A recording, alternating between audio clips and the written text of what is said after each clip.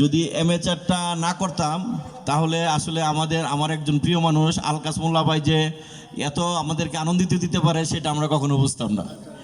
আর এমএচআর ক্লাবটা যারাই সভাপতি সেক্রেটারি বা কমিটিতে আসে ওরা কিন্তু আইসে কর্মীর মতো পরিশ্রম করে, কিভাবে আমাদেরকে খাওয়াবে, কিভাবে অনুষ্ঠানটা সুন্দর হবে। একমাত্র এই একটা ক্লাবে আমি দেখলাম যেখানে প্রেসিডেন্ট সেক্রেটারিরা নিজেদেরকে প্রেসিডেন্ট সেক্রেটারি জাহিদ করে না, তাদেরকে কর্মী হিসেবে জাহিদ করে এবং আমাদের সেবা করে। সেই কারণে আমি মনে করি ভাইদের জন্য একটা তালি হওয়া উচিত। আর প্রতিবার বনভোজনে গেলেই আসলে আমাদের বিভিন্ন ব্যাপার নিয়ে মন খারাপ হয়, হইচই করি, কিন্তু আবার আসলে সবাই একসাথে হয়ে যায়। আসলে আমাদের মধ্যে একটা ভালোবাসার বন্ধন কাজ করে। আর আমি এমএচআরকে আন্তরিকভাবে ধন্যবাদ জানাবো। গতবারও যখন আমি পরিচালক হয়েছি এমএচআর আমার জন্য ফুল নিয়ে গেছে, এবারও আমাকে সম্বর্ধনা দিয়েছে। আমি যেন এমএচআর এর পাশে থাকতে পারি, ভাইদের সহযোগিতা করতে পারি, এই আশাবাদ ব্যক্ত করে সবার সুস্বাস্থ্য কামনা করে আমার বক্তব্য শেষ করছি। আসসালামু আলাইকুম রাহমাতুল্লাহ।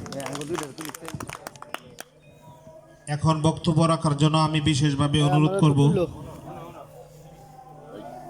জনাব আওলাদ হোসেন মোল্লা, নবনির্বাচিত পরিচালক নরসিংদী চেম্বার অফ কমার্স, সভাপতি জিনিসপুর ইউনিয়ন বিএনপি।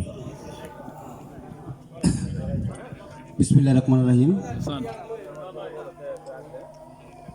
এমএচআর ট্যুরিস্ট কর্তৃক আজকের এই সংবর্ধনা ও